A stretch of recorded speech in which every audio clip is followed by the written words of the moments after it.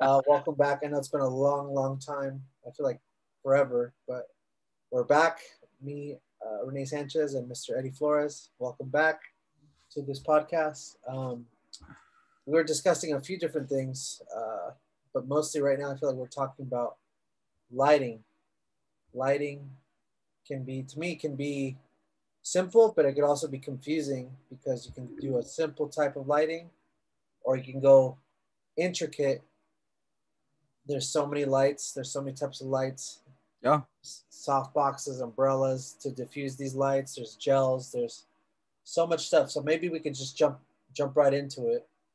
I was asking you before we recorded this, what type of lighting would you recommend to the beginner user that maybe doesn't have that much money to maybe like an intermediate, and what the differences are? I know we're talking about like LED square lighting versus like spotlight lighting, and maybe anything else that you have information on. Yeah. So it all starts with budget of project. That's what it all comes down to. So if it's a wedding that they're only going to pay you $1,000 for, you can't bring crazy lighting setups. You can't get an assistant unless, I will tell you this, if you're hungry and you want to build your portfolio and you're willing to sacrifice and do that work so you could show that, that's the other side of the coin. Whenever we say something on this podcast, it's not a see all be all. And they always say, what's that famous saying? Rules are meant to be what? Yeah, exactly. Broken. So yeah, so whatever what we say, like it's not, oh, that's what it is. But for the most part, I would say it depends on the budget. So if we have no budget whatsoever, and Rene, we were just talking about this right now, is you just put a video light on your camera. Because some events, let's be real, they're dark and you got no light. And I don't know if you're Canon out there, Fujifilm, Sony. If you got a Sony, you all right. You can just bump up the ISO. But if you got Canon, you need some lighting. And yes, you're gonna blind some people's eye. I like what you said earlier, that people say thank you when they turn it off, right? Right. So to quickly interrupt, I shoot a lot of events or weddings by myself, so I don't take extra equipment. I do have extra equipment. Exactly. But to me, it's not worth bringing it all by myself, setting it, breaking it down, moving it. You know, I can get away with bumping my ISO. It might not be as nice, but it's also within their budget, which sounds mean, but it depends on what you want to do. You know, well, here's the thing. And to kind of bump back on that, like, let's keep it real. You can't go to a car dealership on a sticker tag that says $30K for a van and say, I want to pay $15,000 for this. I expect this van to be in my parking lot tomorrow for $15,000. It doesn't work the way, like the world does not work that way. So same thing, when you go to a restaurant, they give you a $500 bill. You can't go, well, I'm only paying you $200 because that's what I feel like. Right. Same thing with photography. Before we go out there, you got to talk about your budget. And let's be real, they're only giving you a rack for a wedding. They can't get no second shooters and multiple lighting. Like it's no assistance. They can't have us there for 12 hours. Like the editing's probably going to be rushed because there's not a big, I'm going to say investment in it. So it's kind of cool to educate the listeners that you got to stand your ground when it comes to the value, because man, like I know we're talking about lighting, but at the end of the day, it starts with that budget. It starts with how much are they actually paying you? Because why take like a Godox VL 300 when you're getting paid like $1,000 and that light costs more than what they're gonna pay? Like it's crazy to me. We'll go into the lighting right now, but short answer. Nah, that wasn't short. I'll call it a long-winded answer. Is whatever the budget allows you to take, you take. So if it's $1,000 or less for a wedding, take that on-camera lighting if you need it as a plan B. I love what you said, that you basically are a one-man band and you don't like taking a lot of gear. Those things slip inside bags, right? Like how small are they? The little newer ones and all those stuff. LED light. So the lighting I take, I don't have it on me, but I have something that kind of looks like it. It's literally this big. This isn't it. And it just slides right into my case. And that's what I take this.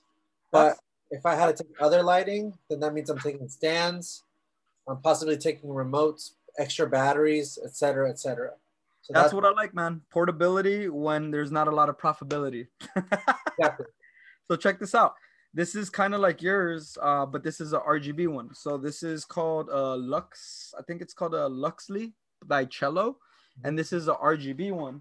And the cool thing is that it works with one of these. It's a little Sony NP whatever batteries, and all you do is stick it on. But what I like about this one is it's pretty powerful. Like I'm probably gonna blow it out. This is barely, I'm gonna say 3,000 Kelvin, which is tungsten, and this is 1%. So I like it because you could finesse 1%. This is 1%, and that's tungsten light. Right. So that's what I like about this is I could go to daylight in a snap, and now that's daylight, so it matches this light. I got fill light right here. This is 1%. And then I'm gonna go to, this is what I like about this light. It could go to 10,000, and 10,000 is like the moon, like when it's at night. It's pretty sick. Now I'm gonna go to match my. I'll let you go do that. I'm gonna bring out 2 examples of lighting just while you're doing that. Okay? Yeah. So while I'm doing it, I'm gonna show you guys the 5,000. It's Kelvin 5,500. That's usually daylight balance, which is what you kind of want. This is a bicolor light, and this fits in your bench. Now, cool thing is you can actually slip this on the top of your camera too, should you need to use it. Now, crazy thing is this does blind people. So be forewarned when you go out there. I like what Rene said is people are going to thank you when you turn off the light. They're going to be like, thank you. Because it's right here. It's literally pointing on you on top of the camera. But it's better than nothing. Trust me when I say you'd rather have this than no light at all if you can't produce any light. Now, check this out. I'm going to crank this guy to 100%. Look at how bright it is. So watch. It's pretty far away. Look at how blown out I am, dude. Yeah. That's like probably 4 stops over on lighting.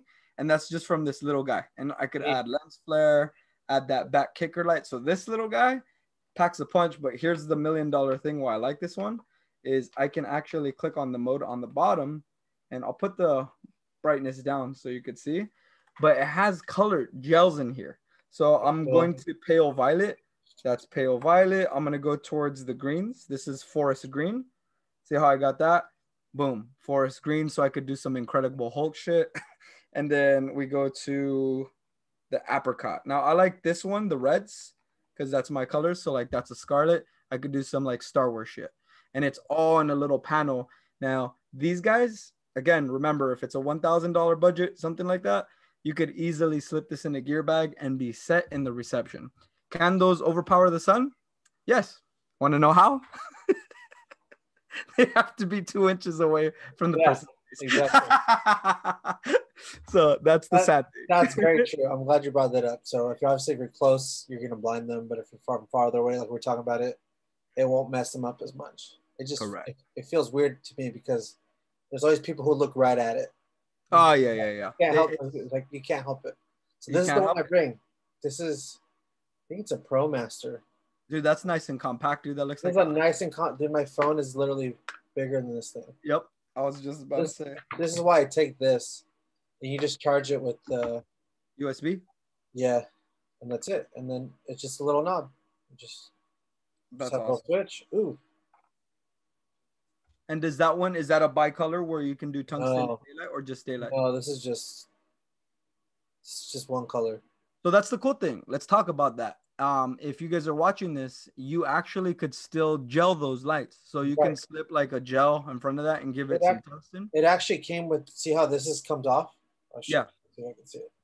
This comes off, and it's supposed to go with gels, or even either gels or just these plastic pieces, different colors. Oh, okay. Yeah. I've seen those. But I don't know where I put them. So yeah, but they usually come with them. You're right. Yeah. So you can do that. That's one. This thing's so old. This thing. I had that one. That's a fun one, dude. I remember that one. It's just extra little lighting for whatever. I don't. Does it have like where you could fit 6 AA batteries on the back? Yeah. See, Or the battery, yep. Or the battery inside. It's just, I don't remember. I remember I just found it again. So I'm like, oh, cool.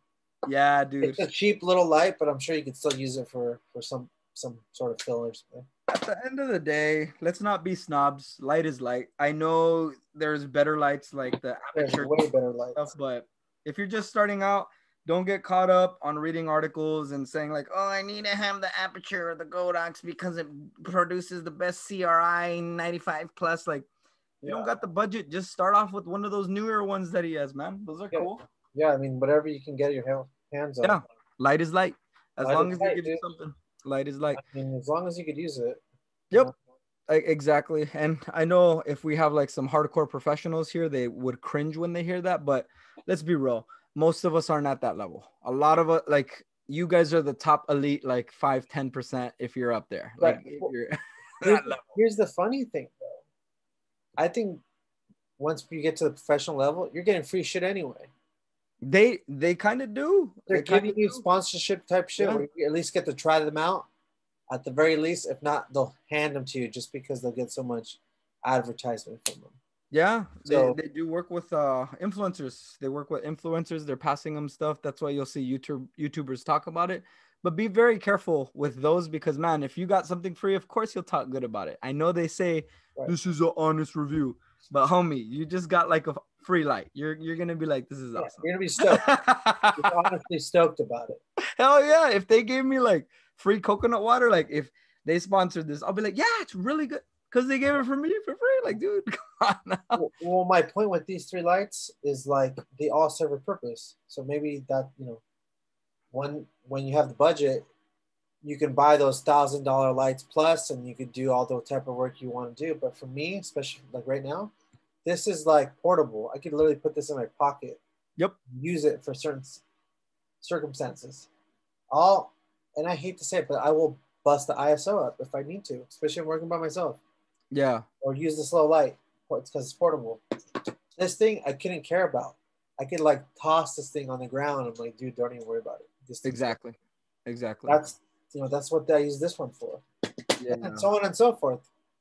And to lily pad off of that though, like we just Yeah. talked about the lower budget end. If you're starting to get, let's say, a higher production, so say you're charging like about 3,000, 5,000 for a wedding. Say we got up there and we have assistants and second shooters, so that covers. I'll call it the bag bitch, the person that follows the photographers, carries their bags, helps stuff out, moves light stands, holds light stand, like they just hold everything.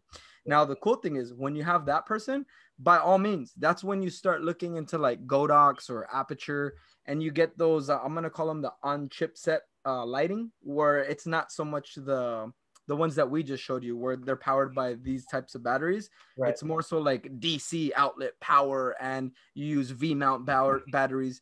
That's where you start getting into that type of lighting situations. But at the end of the day, I'm gonna tell you a little secret. If you can't master the little newer light and you don't understand how it works and how it makes people look like, a light ain't gonna save you. A big light, if you don't know where to point that light at their face, it's gonna look horrible still. It's just gonna look cleanly horrible because it's a nice light. So practice with your lighting. The cool thing that Rene said is these lightings, they actually get you up close in action. Study what that light's doing to that person's face. Now, this is the last tip I'll leave you with, and we'll move on to the next subject. That light is always above your camera, so you're always getting flat light. Every now and then, pop off that light and just move it with your hand while you have your camera stationary, and just see what happens to that person's face. Right. See how it gives it dimension, and take note of that. And then the cool thing is, when you do got that assistant, you say, hey, could you hold it at 45 degrees, butterfly light? Or could I have flat light? Or could I have monster light? Or could I have split light? You start to get it, but study that first. Start off cheap, and if you got the money, kudos to you, but make sure you know where you're putting the light. That's all I got to say about that. For now, we could go hours for this shit, but we got to move on. Right. Definitely. Right. Did you have anything to add on before we move on? By the way, that was my last piece. No, just like mastering a camera, you should master lighting. Yeah. So whatever you're using, it doesn't even have to be the most expensive. Obviously, like, you know, a lot of people go onto YouTube and like people say this is the best light for X amount of money, $1,000. You're like, well, you obviously need to learn how to use it first before you could start purchasing. I you know, that's how I feel about it. Correct. Get yourself a cheap softbox kit for like $200 and learn how to light subjects and then build off that. That's how I feel about it. Like, know how to light with one light, know how to light with two lights, know how to light with three lights, and so on and so forth. That's how I, you know, or even learn how to shoot shit without lighting. If you're like, you know, obviously if it's not nighttime, like some people like using just window light and they pull that off forever. I've done that 100 times. Yeah. Just using available light. or like, obviously you don't pick spots that are horrible in lighting. Yeah. You'll Oh, all that. that's a bonus tip, man. You just said a good keyword. And yeah, what you said, use available light. But what about reflectors, dude? A lot of people try to power the sun. Why not bounce the sun? You know what I mean? Like use the light against itself. And it looks badass too. I've seen reflector work. It's pretty nice, dude. Yeah. Especially those 5-in-1s. The 5-in-1s are dope because they have silver, gold, white, and black. Yeah. It has a scrim in the middle. So in the middle, if you have a scrim, all that means it's basically like a white diffuser that you could use to put over someone's face if it's bright sun. Right. But if you bounce the white reflector really close to someone, it looks freaking awesome, dude. So that's another option that you have, not only video light, but reflector light, if you got available light. It's a pretty good tip, man. That's a really good one to have. The 5-in-1s. So I know we talked about this too, but like if you were going to get one of those video LED spotlight type of lights, what do you recommend to someone who's at that level? Because I was looking earlier and I'm just trying to make a choice for what I need. So what do you think would be? So I would say, and you're saying middle, in the middle range, not in the like middle. Like I'm not saying like the best lighting you can get. I'm saying like in the middle, that would either cover you for portability or just like overall good use. So I would have to give it to the Godox. I think it's the 150 VL, not the 3. Think of the 300 as like movie production, overpowering the sun. Okay. Most of us, when we're shooting weddings, when we're running, gunning in the day, we're not setting shit up. It's not pretty. You have to run around and, hey, family, everyone stand here. You can't light a group of 20 people with one light. I'm sorry. You're going to need like 8 or 9 in a row lighting all those people up. So most of us videographers use the light at the reception. That's when they use it, or inside while the bride and groom are getting ready. Maybe they'll bounce that light in the corner of a wall to like fill in the light and make it look cool. But I rarely see a videographer overpower the sun with a video light. Photographers do that because they got more portability. But videographers usually shoot natural light and point the subjects away from the sun just to keep it simple, just to keep it moving around. So that Godox 150 is super powerful when it comes to reception. And it's a spotlight on chip where you can just put it far away and light up the whole dance floor. And you have a lot of good control and finesse. And all it requires is one V-mount battery, I think. That's it. Not 2 like the 300. One really? V-mount battery, which is nice because that's not as heavy. It's a little bit more portable, and it's kind of like a little sandbag. So those are pretty cool. That's the one that I would recommend.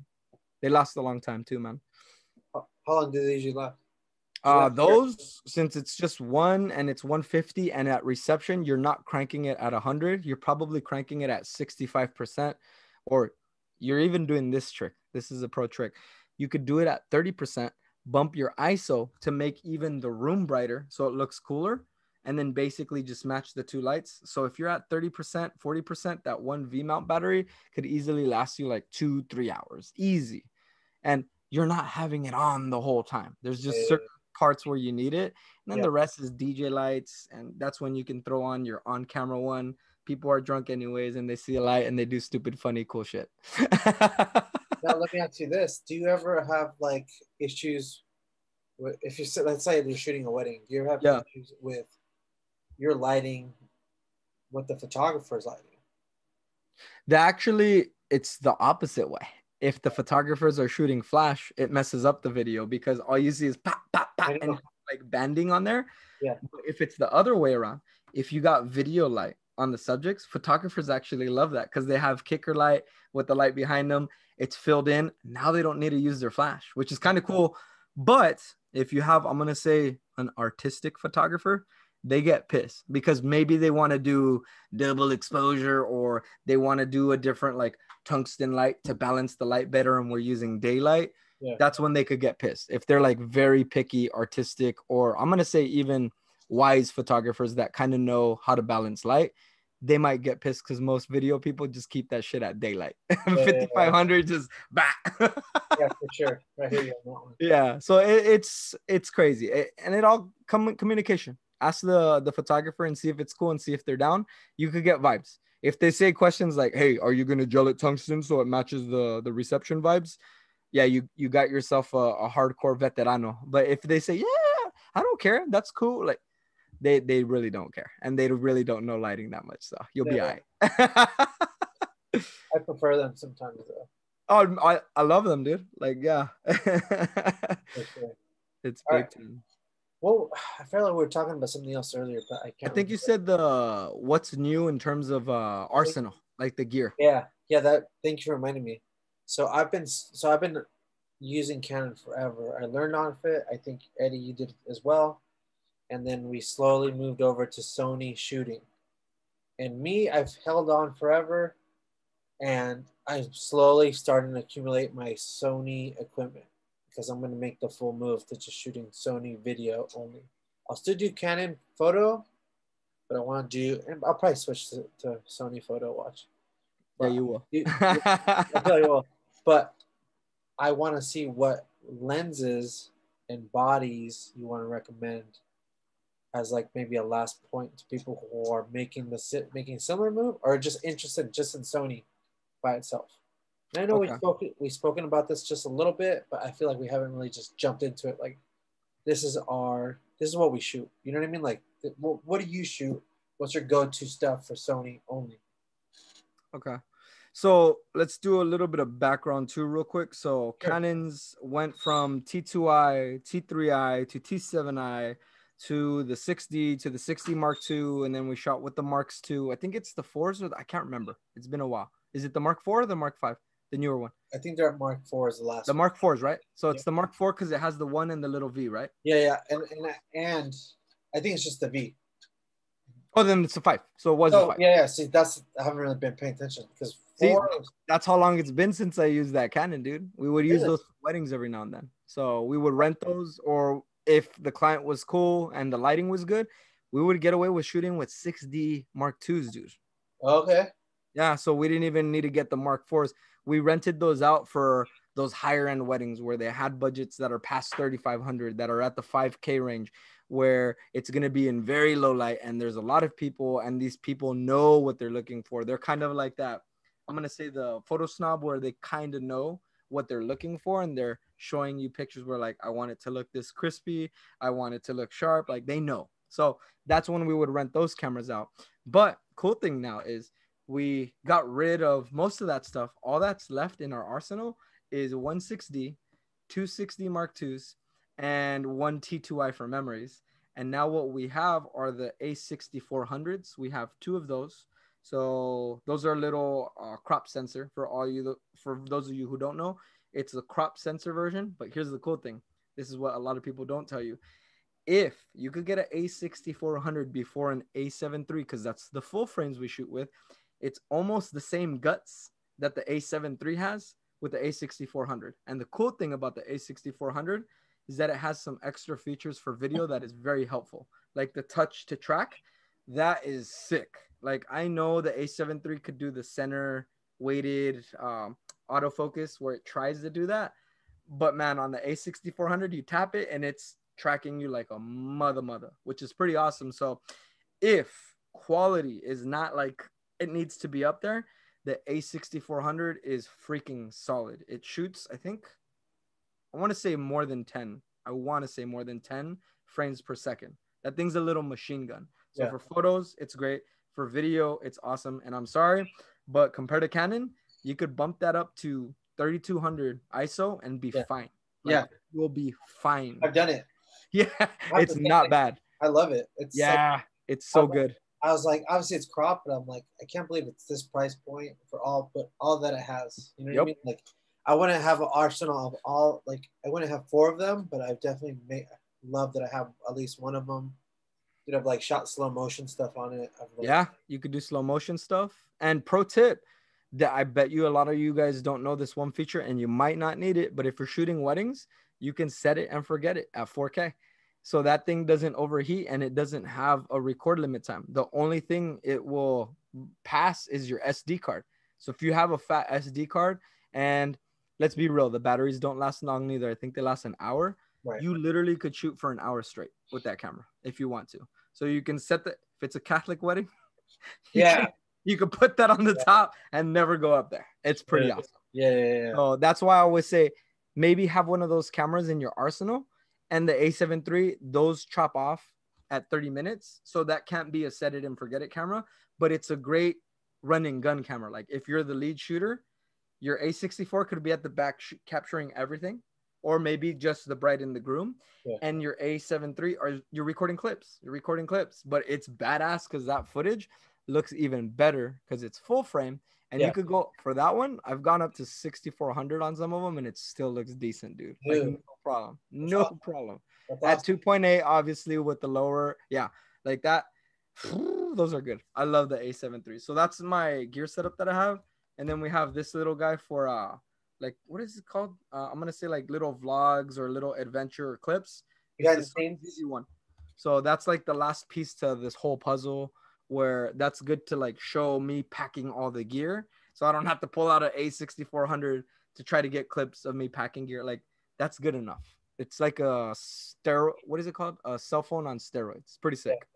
So my whole Sony kit's complete, dude. It's nice. We spoke about it, but I want to get one of those for like behind the scenes stuff. I can always good for behind the scenes for sure. I always pack in the case. It's so tiny, so that's I definitely want one of those. Now lenses, which lenses? Oh man, everyone talks about this one, the 28-75 Tamron. If you could get your hands on that, frickin' A, that thing's beast, dude. That's my new workhorse. It beats my Sigma 24-70 art lens. Okay, so here's the weird thing. I've been doing research on both of them, and I've seen a lot of videos that say go Sigma, not Tamron. Yeah, and I would say Sigma is better quality. It's sharper. But here's one thing that I'll tell you, and this is just experience.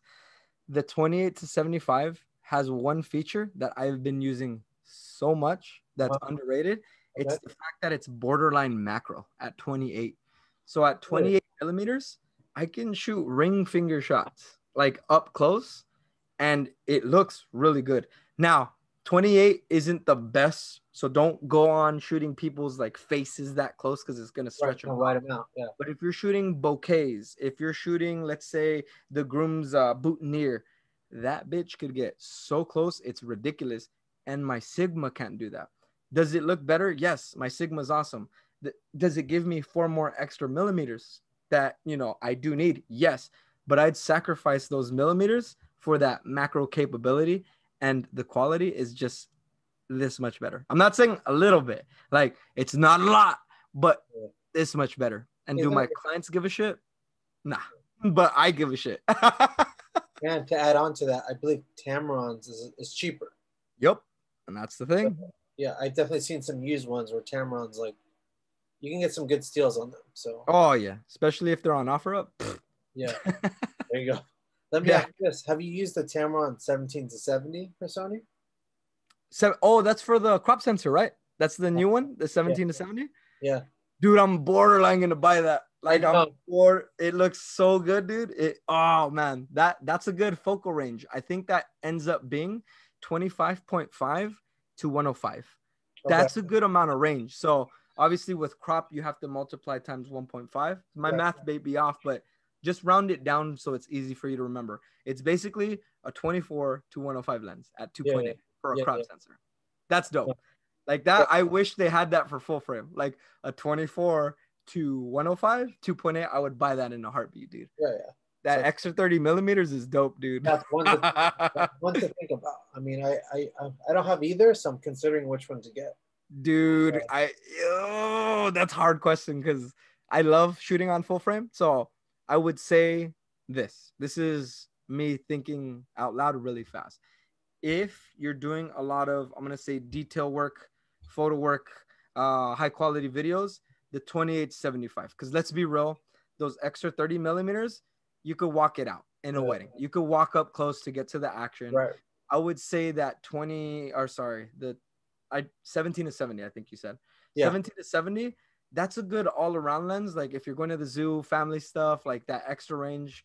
Because let's be real, most people have an extra body or maybe an extra lens. That's the 70-200. You know what I mean? Like, so you really don't need that range when you're doing weddings and all that stuff. So, but if I was taking that shit like on Disneyland, That's the only lens I'm taking, dude. Like that. I ain't taking no 70 to 200. I'm just taking that little one, dude. The 17 to 70. So what other lenses do you have? Let's just go. Let's just break it down to your two or three. So I have the 28-75 and then the 70 to, is it 185? I think it's 185. It's a weird lens. Yeah, I think it's 180. But yeah, it's really like it cuts short of the standard like 200. Yep. So I'm missing, let's see. Yep, it's a 70 to 180 f2.8. Cameron? Ask me if I care about those extra 20 millimeters. No, same thing. I don't even give a shit. You can walk up or back up. I'll walk up or back up. Yeah. And I rarely shoot at 180 all the way. I kind of like the sweet spot of 165, 150 because I don't like it to look too compressed all the time. I'll go there. Again, remember, when you're hearing this, rules are meant to be broken. I say I never do that, but I do sometimes where I'm like, okay, I'm smushing this bitch in all the way to like really crunch it. But for the most part, I stick to like the 150s, 140s. That's like a good sweet spot for me. Like it just looks cool. I like that.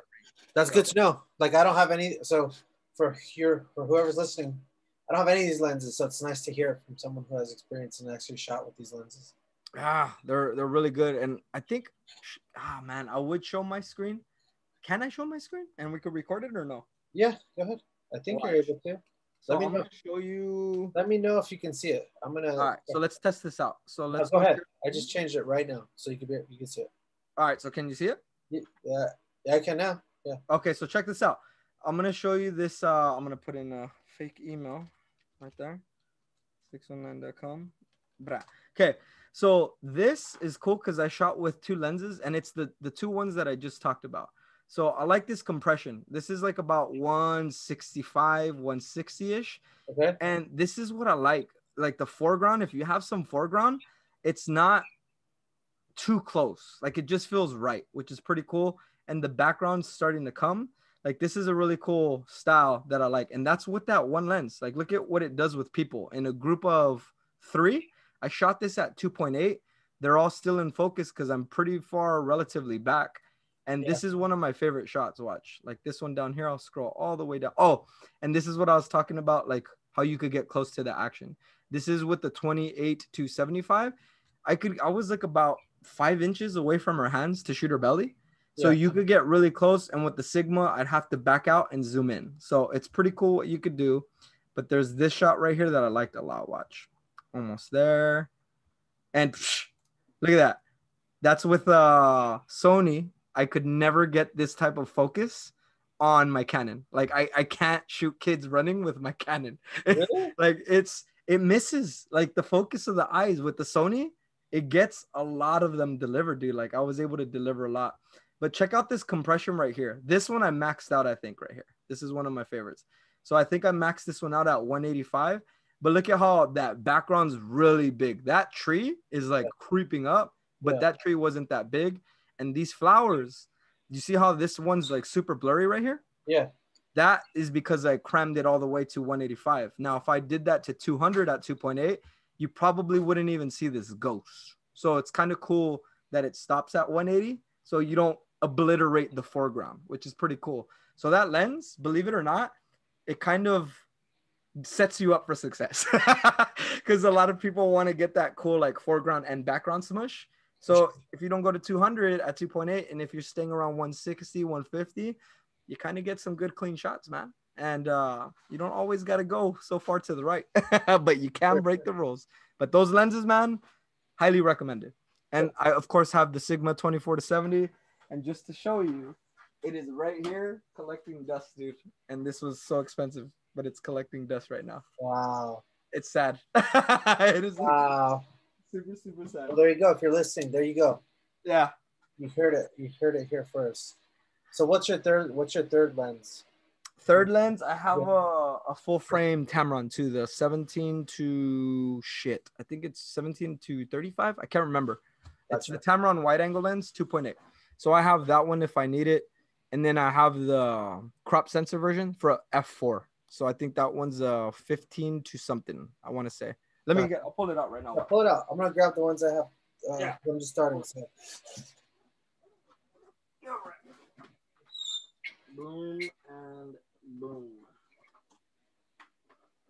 Okay. Got it. Oh yeah. Okay.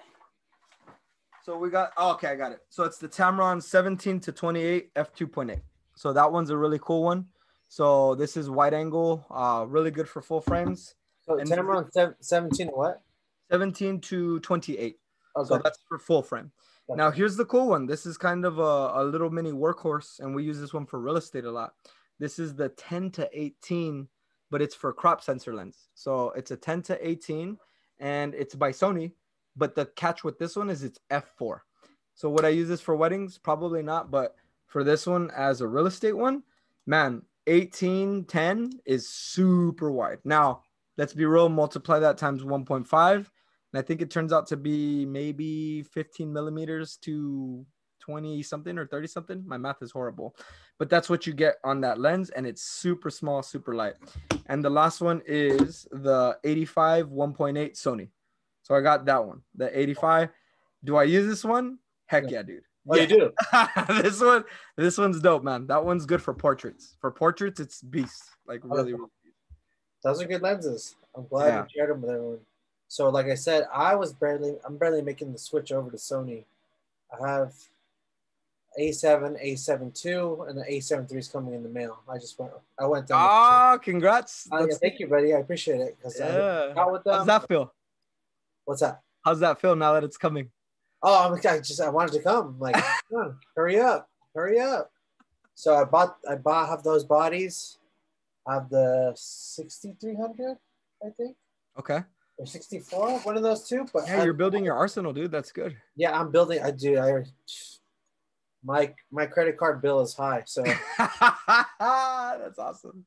But I figured, fuck it. I just gotta. If I'm making the switch, it's time to do it. The old ones are 5Ds, 5D Mark IIIs and 7200 and 24, like the standards, it's 50 mil, 1.4, and the stuff that you need. So I think I'm gonna still keep it. I might sell some of it. I'm not sure yet. Yeah, I kind of don't want to sell it, dude. Like it's just too much. I've shot so much with it that I don't want to let it go. Like same. I'm too used to it. So I'm like, nah, I ain't letting it go. I feel like I might do two cases. Like one case is gonna be my Canon setup for whatever reason. I don't know. And then one case is gonna be on my Sony setup. Just because most of the lenses and bodies are smaller. Yeah. So I could probably pull it off. I don't know yet. But oh my God, you could pack so much shit in the Sony. Like I know the Sony setups, you could pack a bag with so much shit. I know. That's why I'm excited. Like Canon's, like 2 cameras and it's packed. Like it's a lot. So yes. I'll say the ones that I have as far as like lenses, right? I told you the bodies. So this one's all brand new. It's the Viltrox 85 millimeter 1.8 Mark II. Nice. And I've seen reviews on it. It seems super cool. The autofocus seems smooth and good. I haven't used it. This shit just came in like two days ago. Nice. I mean, I shot portrait session. Portrait session, dude. I know. I'm excited. But I dig it. It looks dope. It feels good. It feels good on the camera. I'm stoked to use it. So I'm going to use it this week. And then I got the 30 mil 1.4. Okay. Just for low light settings. But yeah. I believe this is a crop sensor lens. I'm not. Oh, is it? It's a crop sensor? I'm not 100% sure though. But. Throw that on your A7 III when you get it and see if it punches. It might say 35 mil. If it is one of those lenses, it automatically converts, and you'll see on the top right corner like a little crop thing or a little 35 millimeter sign that's saying, hey, your camera is using a crop sensor lens. Like that's what this does. When I throw it on my A7 III, so if it gives you like a little notification that it's that lens. Now, will you see a big like a vignette before? No, because it adapts. Because have you heard of the A7 III Super 35? What that does? Tell me, because not. So A7 III, what's cool about that is you could use these lenses on there, the crop sensor one, and it actually converts your full crop sensor, or not crop sensor, your full frame, and it punches in the middle to basically simulate the crop sensor so you won't see the ring and the vignetting. So it's actually using your sensor and punching in. Right. So you could use those types of lenses on them. So it's kind of like you have a crop sensor camera in your A7 III too, which is pretty dope, dude. Gotcha. Yeah. So if I get the body put on the lens, look at it. It's gonna look like as vignette, but then it's gonna crop in.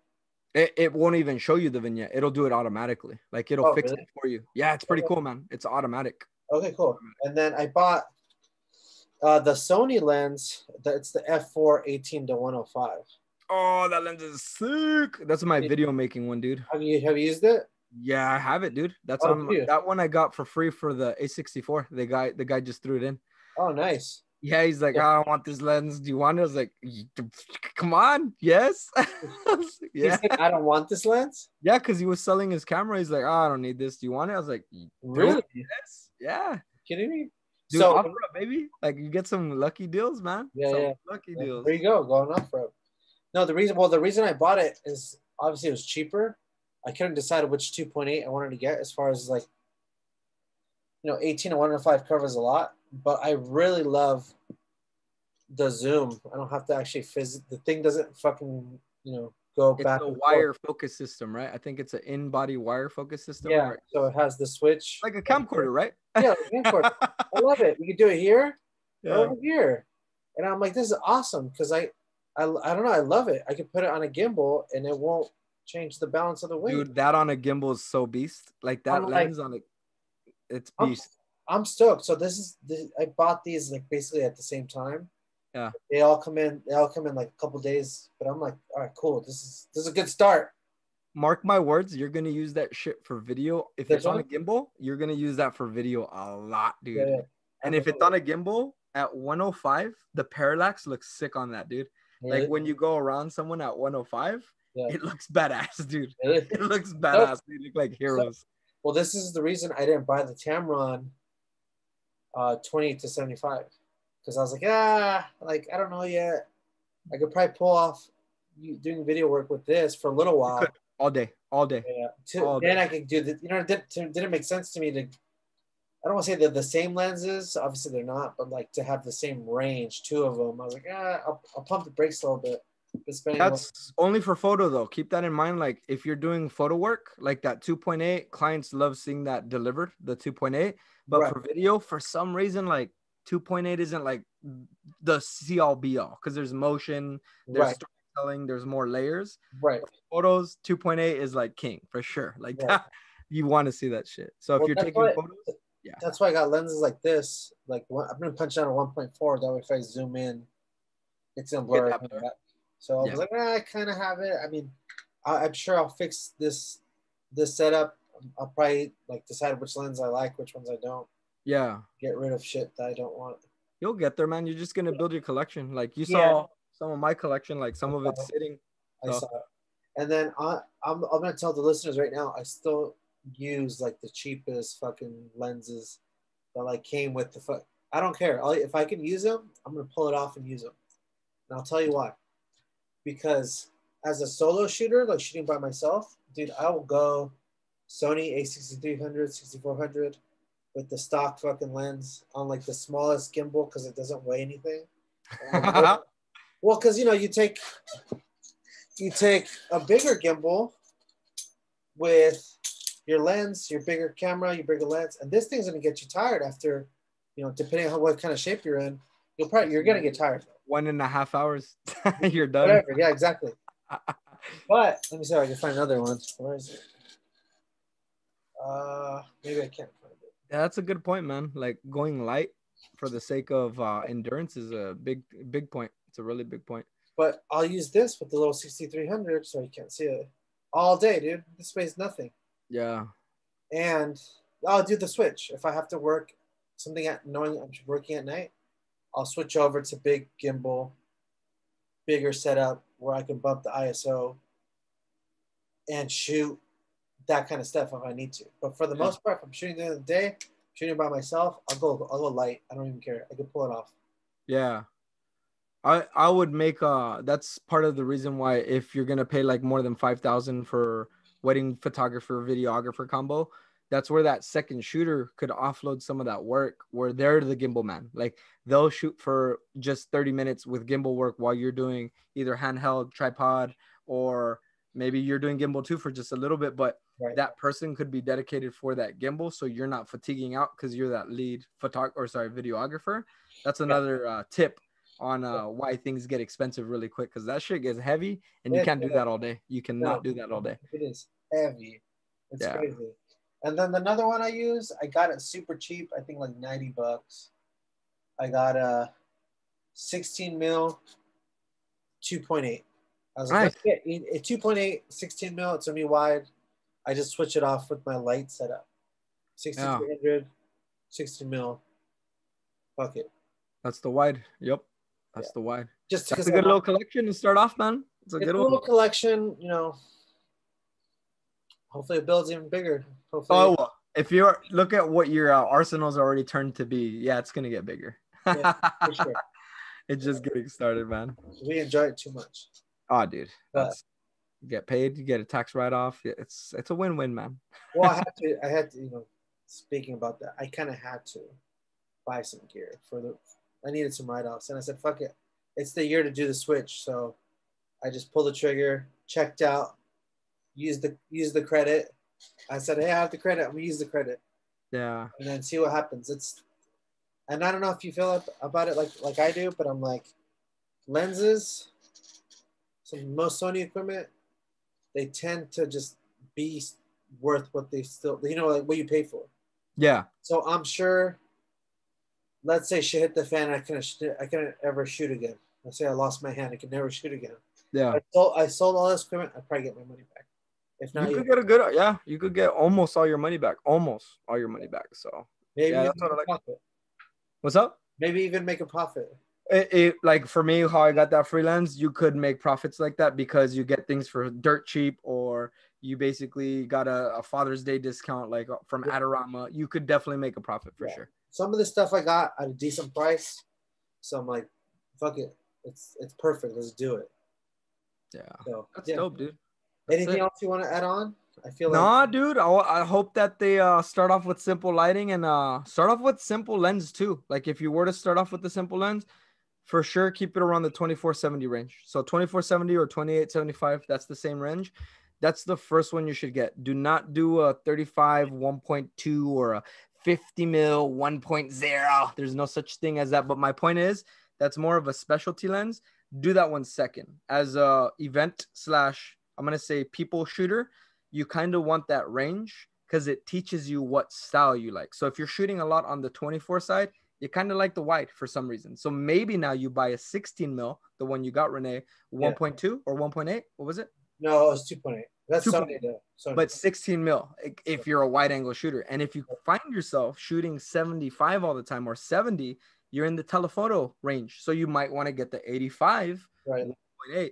And if you find yourself shooting at 50 mil all the time, then go buy your 50 mil. But that lens, the 2470 range, teaches you who you are as a shooter. Are you an up and close person, or are you a shy guy or shy gal that stays far away from the action and shoots candids? Start there, just like with the simple light, the newer. That's how I would sum up this whole podcast with that one message right there in a box. How would you wrap it up? That was perfect. I agree with that 100%. Yeah. Definitely learn what kind of shooter you are. Yep, for sure. That's how you build your stuff. I mean, I did it. I literally bought everything I thought I would like, and I returned or sold like 2/3 of it. Just because I realized like what I don't like or what I don't need. Yep.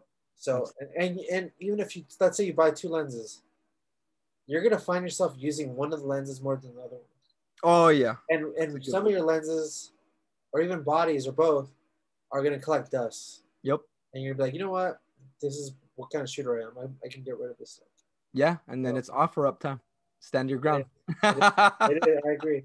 So yeah, with that, I feel like that's a pretty good comeback podcast. Big time. We talked about lighting. We talked about mostly Sony stuff. For sure. Today, yeah. But yeah, if you're listening, you have any questions or anything in specific you want us to talk about, we'd be glad to. Just throw it down in the comments, and we'll talk to you guys next week. All right. Definitely. Catch you guys later. Peace. Peace.